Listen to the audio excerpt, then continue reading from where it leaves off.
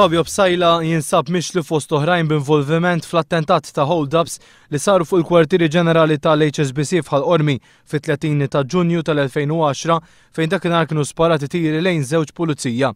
U akkużat ukoll bl-attentat ta' hold-up fuq il-ħanut tal-ġojelerija Gold Market f'Ħattart fit-3 ta' Diċembru tal-istess sena. Wara l-każ tal-Gold Market, Fabio Psajla kien osfor għal 3 ġimgħat, iżda lejn l-aħħar ta' Diċembru kien hu stess li ta' ruħu f'idejn il-pulizija u qed jiġi mixli bi 30 akkuża. Fosthom hemm inklużi wkoll l-organizzazzjoni ta' għaqda ta' persuni biħsieb li jagħmlu reati kriminali.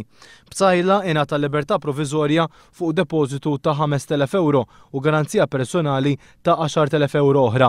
L-avukat difensur tiegħu Artur Azzoppardi waqt it-trattazzjoni tal-libertà proviżorja fil-qorti għamel referenza għal diversi sentenzi tal-Qorti Ewropea u anke ta' Rati Maltin u qal li l-ħelsien mill-arrest hija xi ħaġa sagrosanta.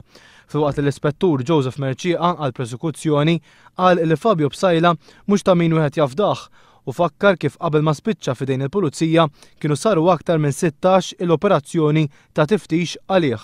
Madankollu l-Maġistrat Audrey Demicoli iddeċidiet li tagħtih il-libertà proviżorja anke fid-dawl tal-fatt li Psajla kien ilu arrestat għal madwar 20 xahar.